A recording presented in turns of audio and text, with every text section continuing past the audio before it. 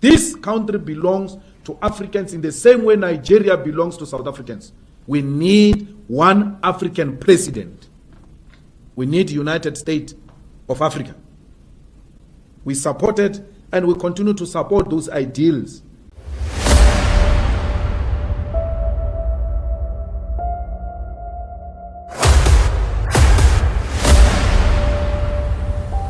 This is the journey to one Africa. We need a borderless continent. We need a continent with one currency. We need a continent with one parliament, which has got teeth and it will bite and hold the executives in countries accountable. And ultimately, we need one African president. We need United States of Africa. We supported and we continue to support those ideals of brother leader Gaddafi. We are following in the footsteps of those leaders. We are not saying they were perfect, some of them, but there are a lot of teachings that come from our leaders in the continent which we can follow because we think they will unite us. This thing was the one thing called Africa. This was one thing. It was divided by colonizers. These borders are artificial borders imposed on us by colonizers. Why do you want to behave like you are owning colonizers' properties? These borders are colonizers' properties, they are not ours. Let us go back to African unity. We want one voice, one Africa. We must stop doing away with African hate, which was instilled in us by the colonizers. When you say, hey, there are too many Zimbabweans here, there are too many Nigerians here, hey, you are doing the work of the devil, which is to divide Africans. Be angry with Nigerians and South Africans for doing crimes, Zimbabweans, the same way you are with South Africans who commit crimes. They must be treated the same. It must not be because it's a Nigerian, it's a more crime.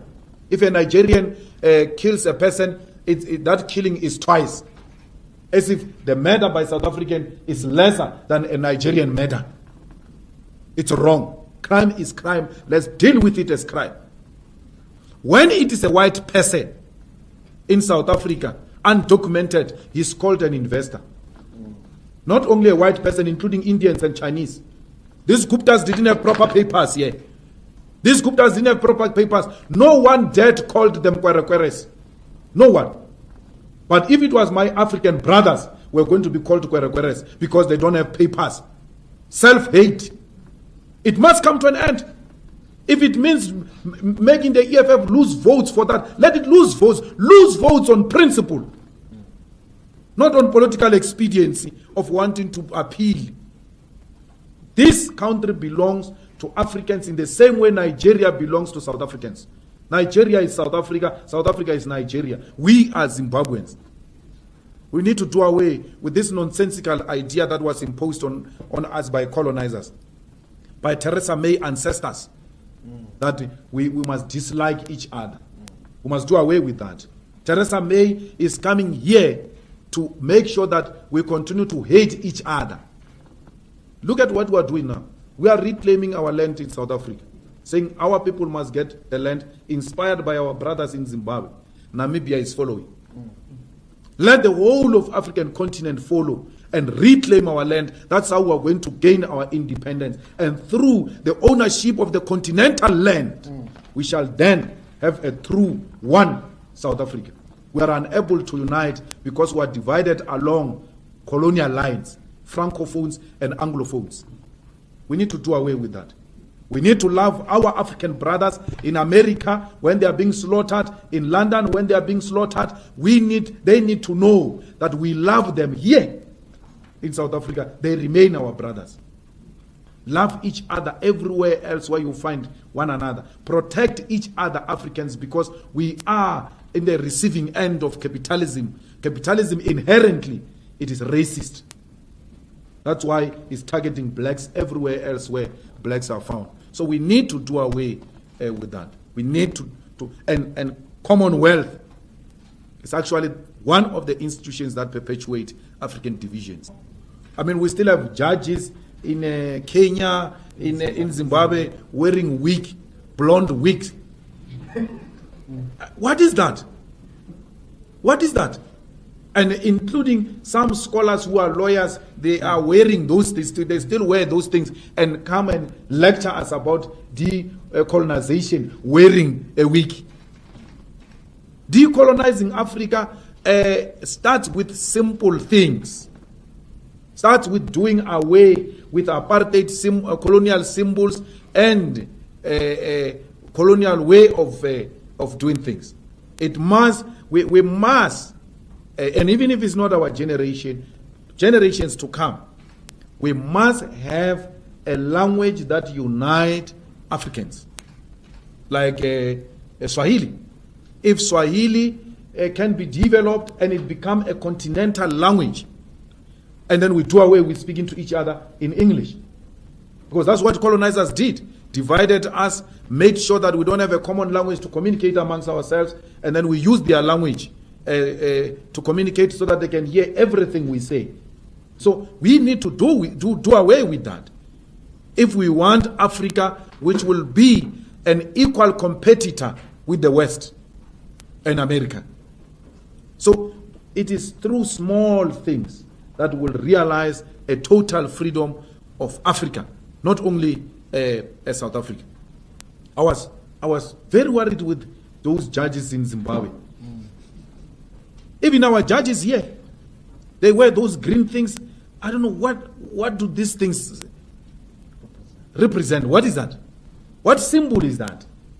Does it mean when you're wearing this thing, you can only think when you're wearing a wig that looks like the hair of white people? You're actually wearing white brains. The reason you think properly is that wig, according to colonialism. And then revolutionaries like ZANU-PF allows that to continue in Zimbabwe. They allow that to continue in Kenya.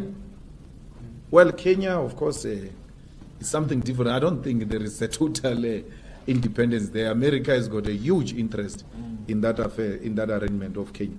But everywhere else in the continent, we need to start doing away with those things. And pulling out of Commonwealth is one of the things we need to do to realize a complete sovereignty for South Africa. We must not be scared to say that. We must be hated. It might not happen now, but that is what we're envisaging for the future of South Africa. It might not be realized in our lifetime, but those who are coming after us should know what we stood for. We were anti-colonial, anti-imperialist, and therefore anything that represented imperialism and colonialism we reject. In the same way we reject Trump, in the same way we reject Theresa May, we reject everything that represented. When we said roads must fall, we meant exactly that we need to do away with symbols that represent colonialism. As we speak now, the EFF doesn't participate in the Commonwealth Parliament Forum. We don't. The EFF refuses to participate in multinational organizations that have got close links and relations with imperialism. We refuse. We don't do that. And our going to London, talking to business people in London, talking to business people in America, everywhere else, is not talking to imperialism. It's talking to individual potential investors. The same thing we can do in Nigeria. The same thing we can do in Kenya. Strengthen African Union. We need to strengthen African Parliament. We need to strengthen African judicial system. We need to trial tyrants here in Africa. We need to trial and jail dictators here in Africa through our own African judicial system. We can do it. We don't need imperialists to come and tell us how we can conduct our affairs in this continent. For that we shall be hated. But let us be killed and hated for what we stand for. We must not be scared to die for the things that we stand for. That's what we represent. That's what we stand for. And not being scared to die. I saw a Muruti, that Kenneth Mishwe say, Malema is always surrendered by bodyguards and all that. Not being scared to die doesn't mean you must live a reckless life. Because any leader that lives a reckless life and doesn't protect himself, that leader will compromise the revolution. We need to protect our leadership. But if death comes, Malema must not ask for forgiveness. Malema must tell them, kill me, dog. That's what we are here to do. Kill me. Kill me for what I represent. Those should be the last words when you die as a revolutionary. Die with your boots on. Die not apologizing, because the enemy one day will tell the story of your life and they will say these were the last words. The last words of a revolutionary must inspire generations to come to continue the fight for a total economic emancipation of the African continent. Thank you very much. Thank you, sir. Sure, includes.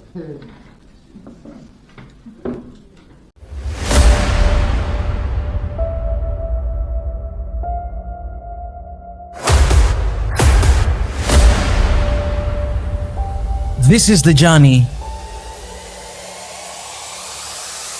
to One Africa.